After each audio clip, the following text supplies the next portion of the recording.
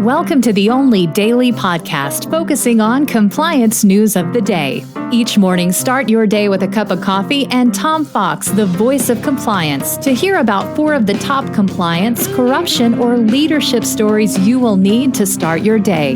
The Daily Compliance News is a production of the Compliance Podcast Network. First, a word from our sponsor.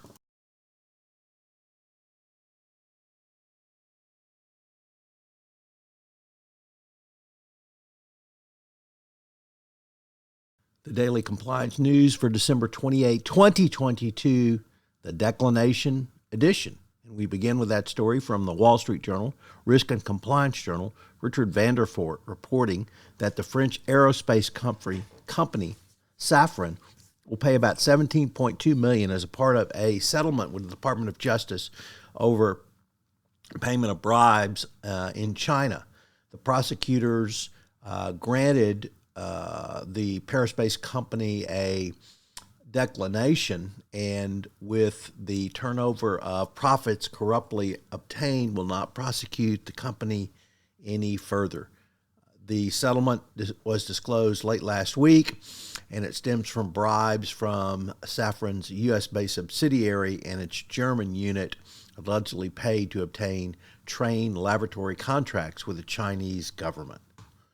Next up, from Jazeera, an Angola court has ordered the daughter of the former president's assets seized. The Angolan Supreme Court ordered the preventive seizure of assets of about $1 billion held by Isabel dos Santos, the daughter of its former president. The court document dated December 19th said authorities had evidence of alleged embezzlement and money laundering and ordered the seizure of money she holds in all banking institutions. The seizure includes her shares in the Angolan company Envolvido, as well as shares in a Cape Verde telecom company and other companies as well. Once Africa's richest woman, she is now mired in allegations of corruption. And speaking of corruption, we have a report from DW. It says that Peru has arrested 6 generals as a part of an overall anti-corruption campaign. The Attorney General's office alleged the generals paid money to rise in rank with the authorization of the now ousted and former President Pedro Castillo. The raids were part of a mega operation, and a former defense minister's home was raided as well.